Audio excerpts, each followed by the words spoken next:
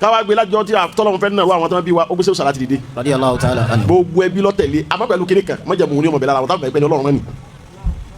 kí lọ́lọ́run rán wọn ò ní mọ wá káàkiri fún bùkátà ẹbí. fúnra ní ọmọ gbẹgbẹ wọn ní lápá yàtọ̀ kẹ́ báyìí kẹ́ ẹ tó bójú wẹ̀yìn ẹ ti bẹ̀rẹ̀ ó ti kàn yín la. wọ́n fi fóònù lé àfàǹdà káàkiri. Radiyallahu ta'ala anhu.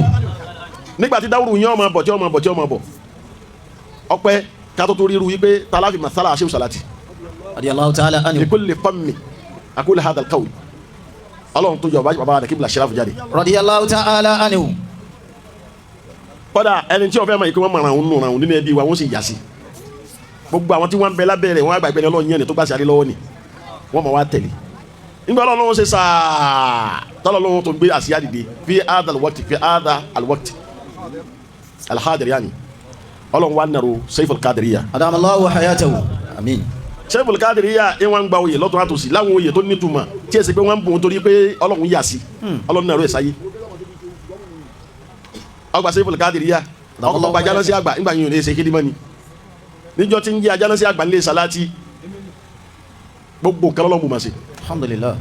gbogbo tí ń jẹ́ mùrídìí mọ̀ lánàá mẹ́rin jẹ́sì lónìí tí ó tún máa extend dọ́là èmi àti Saiful làájọ́ ń ṣe làájọ́ bá àwọn alátọ̀ọ̀lẹ́ alẹ́ tariqa Qadiriyah tẹ́lẹ̀ ká bá wá háìsì bí látọ̀jú àwọn náà lù ú sí láì fún mi báyìí èyí ká ní gbogbo àtọ́bájá àkàrà àwọn tó dé tọ́jà àwa ìlú náà àwọn mùrídìí baba nàkí baba Amirul Jaysh bẹ́ẹ̀ mi máa ń ṣe kìyàrá tó mú tẹ̀sùn bá lọ́wọ́ ẹni tí wọ́n ń gba àwọn rẹ̀ tí ó kèé sì bí alaras tọ́lá lómi máa rò pé abúlé Saiful ọkà dọ́gbọ́n ọkà dẹ́gbẹ́ kan ni o bí Saiful ti jòkó yìí orí rẹ̀ ní ìsìbí wa tí ò sí lórí ó wà lórí rẹ̀ báyìí alaras ní Saiful ọmọ kéé ìsìbí gbogbo ẹ̀yin tẹ́jọ́ ọmọ kéwú mo fẹ́ kẹ́ ẹ mọ̀ ní bá mi lọ bí kẹ́ mo fẹ́ kẹ́ ẹ lọ kéwú bẹ́ẹ̀ ni alaras ní Saiful ọmọ kéé ìsìbí gbogbo kàsídà láyé baba nàkí bìlà ṣẹlẹ̀ ọmọ wákàkiri baba ọtẹ mọ́sẹ̀ Radiyallahu ta'ala anhu. wọ́n mọ̀ wákàkiri bẹ́ẹ̀ ni baba Sheikh Salaty ló mọ̀ wákàkiri Radiyallahu ta'ala anhu. níjọ́ náà lọ́hùn alekuwodu nílẹ̀ gbogbo àti hajamu Saiful níjọ́ náà lọ́hùn nílẹ̀ àti gíga àti gbogbo kẹ́kọ̀ọ́ fẹ́ jọ àfa yìí lọ. Allah alekuwodu. alekuwodu ní joko bó ti di ohun lọ́wọ́ la ṣe fún basaba nàró rẹ̀. Àmín. àti gbogbo ọtọ bá sàmì. Àmín. ẹ wo kẹ́yìn wọn dédé léyìí káwọn ta ní sulaya ta gùn ta ṣe gbogbo nǹkan kó láti kéwu ti yé kọ́mọ wà á rí wa níjọ́ náà lọ́hùn Saiful ò tí ì wọlé kéwu tí wọ́n ti mọ ìpele yọ dáfa. Alhamdulillah. àmọ́ tọ́wọ́ kọ́ mọ̀ ní pé gbogbo tá à ń ṣe ní Salaty tí ọmọ sòsì. a kè kàsídà àwọn ń ṣe rìádà àwọn eléyìí tí wọ́n ń ṣe kàsídà tó ń ṣe yìí Saiful là á máa wò ẹsẹ̀ tọ́mọ orí bẹ́ẹ̀ Saiful là á máa wò òun ni ó kè kàsídà òun ni ó bá ti jòkó àwọn ọmọ wòran ni àwọn ọmọ lùbà nídìí ọmọ kè kàsídà tẹ́ ń dùn tẹ́ ẹ̀rù kàyí náà padà gbélé yọ̀ọ́ rẹ̀ yìí ó ti rẹ̀ wọ́n náà ní sẹ́nà ti gbé jìnnì lọ. ọgbọ́n tóbi ẹni Allahu Akbar. Allahu Akbar. mo fẹ́ kẹ́ gbọ́dọ̀ yìí kọ́ wa máa wọlé bí ti ń tọrọ bí ti ń sọ òun ni kọ́ wa máa fi bẹ lóhùn. báwa bá ń lídìí yídi lọ́lẹ́ ọba Saiful láàrin kó máa lídìí kọ́lá ń jọ ìjókòó bàndírì mọ̀lúdì am òun náà láàrin ó síwájú tó lóhùn rẹ̀ kálẹ̀.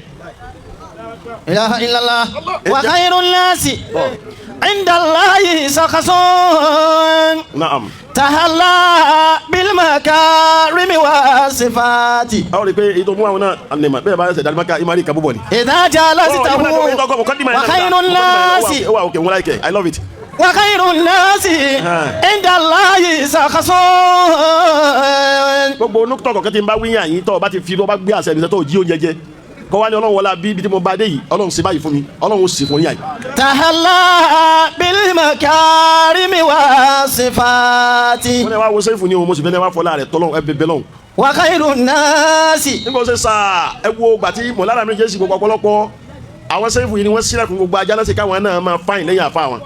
wa khairun nasi. tí ayé àfa rẹ̀ ò ní di ayé tiẹ̀ lọ́wọ́. indallahi sakhasun.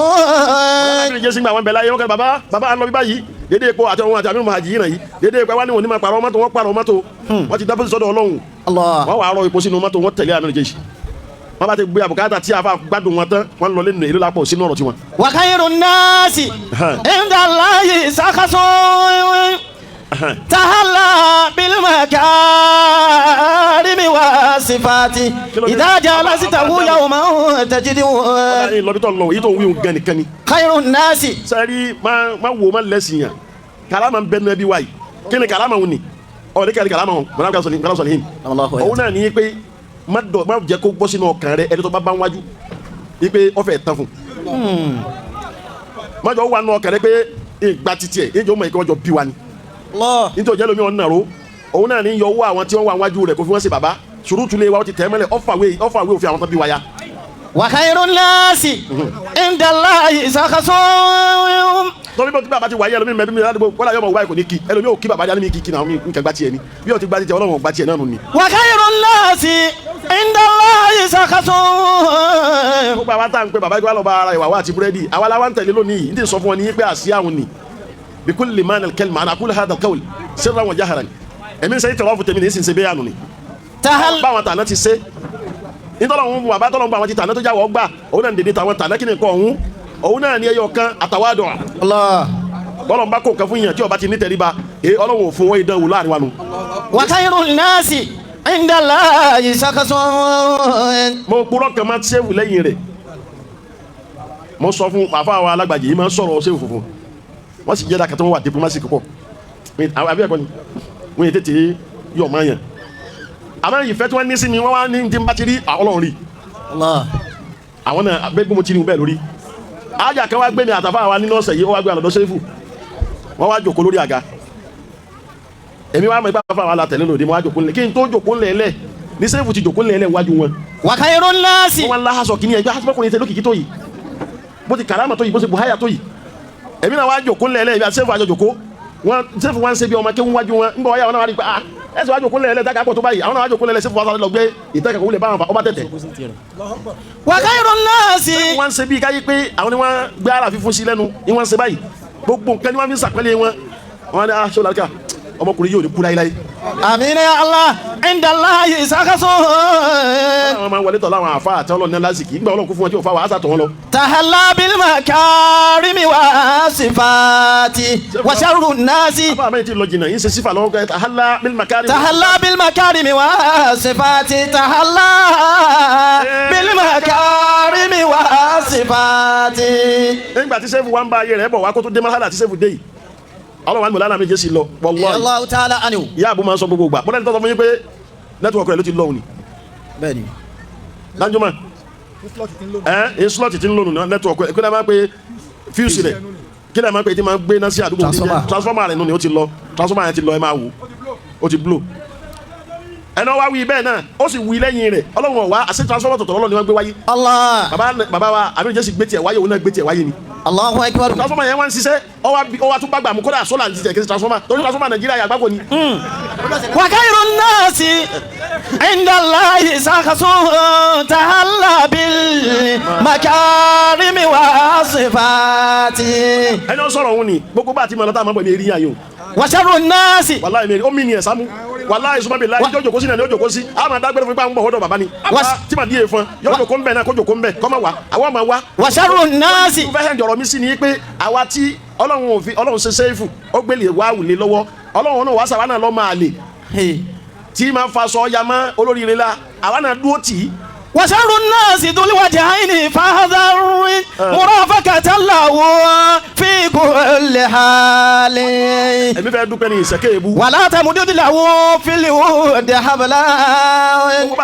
èyí tó lọ́wọ́ fẹ́ rí wọn náà ní àmúna. wa sharrun nasi dhul wajhaini fahadhar murafaqatan lahu fi kulli halin. bẹ́ẹ̀ bá sọ̀rọ̀ tó da a kò tiẹ̀. hayyakumullah. tọ́jú ọ̀dà a máa wò ó rẹ̀ pé ìwọ ló wí sọ́lọ̀ lọ́rùn ni. akramakumullah. a máa fa nílà fa ńlá. Allahu hayata. ó ní gbogbo wa tọ́lọ̀ lọ́rùn fẹ́ máa yà sí nísìn. ó ní Baba Ọtẹ ọlọ́run tètè yà sí kò wá mọ̀ ìpè mi kẹ́niyàn àti kò tí ì rò oúnjẹ tí ń wí ọ̀rọ̀ òun ni. ọ wá sọ fún mi ó ní Baba Ọtẹ àfikọ́ lọ́wọ́ sànù rẹ̀ kọ́ mọ́ pé ìlàkẹ́ lówó kọ́.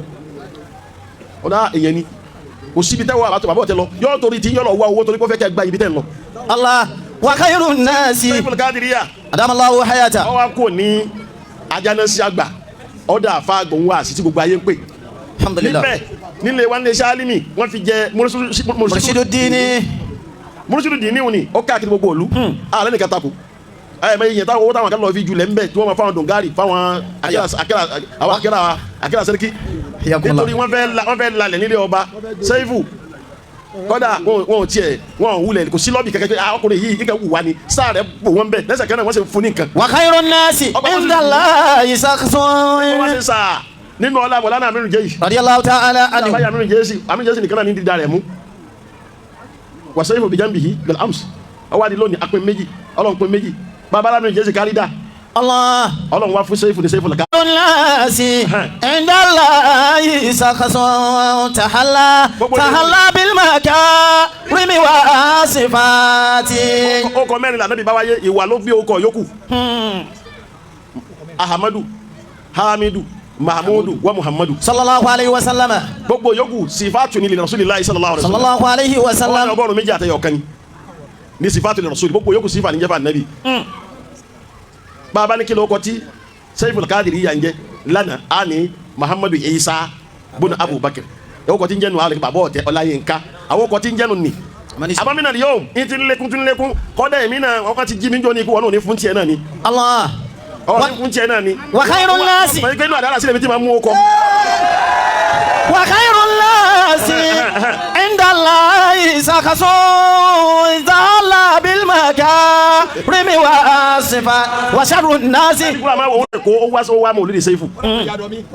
ebi tí ń bọ́ta yẹn tó máa ń pa aṣọ olùdí lówó yìí. Hayyakumullah. nígbà tí Saifu sọ pé alájẹ lákun bàbá mi jọ̀ọ́lá fẹ́ ká mọ́ ní bàbá mi jọ̀ọ́lá sẹ́ẹ̀ bá láwọn ọmọ tí wọ́n pọ̀ bàbá mu yìí sọlẹ́rọ̀ kẹ́ mọ́ lọ gbà mo ní Saifu mo ní tó wù mí mẹ́ bomi lówó fi gba mọ́tò nígbà tí wọ́n wá sẹ́ni owó sí mi nígbà tí ilé ìsúnmọ́ ti náà tán ọba bomi lọ èyí tó wá kó lápò mi lánàá kí n tó tọ́lá mi àwọn tọ́lájà tiẹ̀ náà lọ́wọ́ máa kọ́ ọ́ bọ̀ lápò mo wá negotiate mo rò pé tó kù lọ́wọ́ mi ọ̀ka ni nígbà tí ọ̀ka àmì màá jí náà bá tó mo ní mo fẹ́ gba sọ̀dọ̀ ẹ̀rọ kálọ́la ìyẹn sọ́wọ́ mi ò sì ká mọ́ bá mú àkó bá mú pàǹkà àbọ̀bí lọ́wọ́ rẹ̀ mbẹ̀ òní wọ́n bá tó fi 20,000 lẹ́sẹ̀ kẹ́lẹ́ yàrá mo ti jù sọ́wọ́ lọ́hùn. Wa khairun nasi. àwọn táwọn yàrá abẹ́lé 300 yàtá kóra síbẹ̀. Wa khairun nasi indallahi sakasun tọ́jú orí bẹ́ẹ̀ báwọn tàná ti tẹ̀lé ra wọn làwọn náà ń tẹ̀lé Saifu. tahalla bil makar. ọmọ tó wáyà ọ ní Allah. tahalla bil makarimi wa sifati. wàsíwá ibùdó lè wá ẹlọ́tì. Hayyakumullah. èyí ń kọ́lé yìí ti mọ̀ wá o tọ́lé yìí ti gbà ìwáyà o n bá gbà ìwáyà kó tó di ní mọ̀lúdì ni yóò dé. Akramakumullah. máa dé èmi náà máa fún tèmi náà bó mu kálá sọ nínú kó náà tó fún titi ẹ káyọ̀ máa dé náà tó fún titi ẹ èyí ò ní jásí pé àwa gbà bọ́ àwọn akẹ́tì bàbá fàǹdà tán sórí lẹ́jẹ̀ ta táwọn akẹ́gbà bàbá náà kíbla ṣe látọ̀ ṣe lánàá mo gbọ́ lẹ́nu bàbá ìyá wa tó bí bàbá wa torí bẹ́ẹ̀ láti kékeré yóò ti mọ gbé ọ báyìí ìyá tó bí mọ̀ lánàá àmì wàìsí níjọ́ mọ̀ mọ́kàs wọ́n sọ fún mi pé ah wọ́n náà ti wọ́n mọ́kàs ní bẹ́ẹ̀ ni Allahu Akbar tọ́lọ́ mọ́ sáájì lọ́dún ṣe àti kékeré àwọn bọ̀dá rẹ ti mọ̀ yí pé òun ní ọjọ́ gálà rẹ àwọn wọ́n làwọn wa lọ sí wọ́n wá lé Ramadan àwọn gbójú wálé fáwọn ìyá mi àwọn wa lọ wá sí Sheikh Yahya Murtada àwọn sì máa tẹ̀lé wọn lọ́kùnrin lóbìnrin bọ̀dá àwọn làwọn adébí wá sí wọn gbádùn wá sí wọn ajé adamadi gbogbo àwọn kéwòn máa ń yàn àmọ́ àti dìbà lélẹ̀ àbájá lọ kéte bẹ̀rẹ̀ náà kúta ké àmọ́ sábà wọn làwọn ọkọ tẹ́bi tá ti ṣe wá sí wọn ni kọ́dà ń jẹ́ ọ̀nà bàbá náà kí wò ti bẹ̀rẹ̀ wá sí. níjọ́ tó mọ gbọ́rọ̀ yìí wọ́n wá ní tí Abdullahi tó wà lọ mọ́ríkà sí náà yọ lọ kéwò kéwò rẹ̀ tó bá wá dé láyé yìí ní tó máa ṣe wá sí tá dúró ti. Wa khairun nasi indallahi sakasun. èyí tọ́lọ́run ṣe náà ní kí gbogbo àwọn ẹbí àwọn bàbá mamu ti lọlé àmì wàásí náà ti lọlé gbogbo ẹbí ní tẹ̀lé bàbá báwa àti tẹ̀lé la wa nù ni. tahalla bil. ọlọ́run mi sanjó ni mo ní bàbá la ẹlẹ́mọ̀ pé lẹ́gbẹ̀ẹ́ ẹlẹ́mọ̀ pé mi lẹ́gbẹ̀ẹ́ mo ní bẹ́ẹ̀ ni kò pè mí lábúrò. Allah ohun lọ́lọ́run gbé síwájú ní sè á máa tẹ̀lé ni.